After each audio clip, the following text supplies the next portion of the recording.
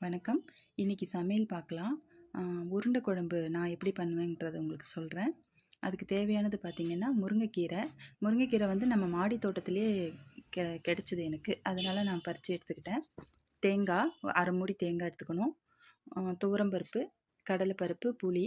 துவரம்பருப்பும் கடலைப்பருப்பும் கொஞ்சம் ஒரு 1 ஹவருக்கு முன்னாடியே ஊற வச்சு எடுத்துட்டோம்னா கொஞ்சம் நல்லா இருக்குங்க.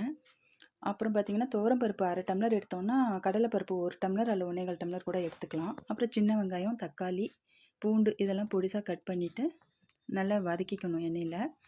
தக்காளியெல்லாம் நல்லா கரையிற அளவுக்கு வதக்கிக்கிட்டோம்னா குழம்பு நல்லா டேஸ்ட்டு கொடுக்கும். அப்புறம் பார்த்திங்கன்னா, புளிக்குழம்பு பொடி நான் வீட்டிலேயே அரைச்சி வச்சுப்பேன். கடை பொடியெல்லாம் நான் பயன்படுத்துறதில்ல. அதனால் அந்த மசாலா பொடியும் இதிலே போட்டு வதக்கிக்கணும் நல்லா. தேங்காய் தனியாக அரைச்சி வச்சுக்கணுங்க.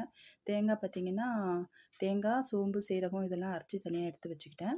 அப்புறம் புளி கரைச்சி ஊற்றி கொஞ்சம் கொதிச்சதுக்கப்புறமா தான் தேங்காய் ஊற்றி குழம்பு எந்த அளவுக்கு நமக்கு தேவையோ அந்த அளவுக்கு நம்ம ரெடி பண்ணிக்கலாம்.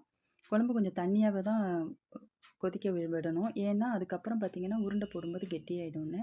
இப்போ பொடிசாக பெரிய வெங்காயம் கட் பண்ணி வச்சுக்கிட்டேன். 1 ஸ்பூன் தேங்காய் பூ போட்டுக்கிட்டேன். அப்புறம் பருப்பெல்லாம் அரைச்சி எடுத்தாச்சு. முருங்கைக்கீரையை வந்து க்ளீன் பண்ணி அதுவும் எடுத்து தனியாக வச்சுக்கிட்டேங்க. அதுக்கப்புறம் பார்த்திங்கன்னா, எல்லாத்தையும் மிக்ஸ் பண்ணி உருண்டை பிடிச்சி வச்சாச்சு. குழம்பு பார்த்திங்கன்னா நல்லா கொதிக்கணும். குழம்பு கொதித்து அந்த எண்ணெயெல்லாம் பிரிகிற அளவுக்கு கொதிக்கணும்.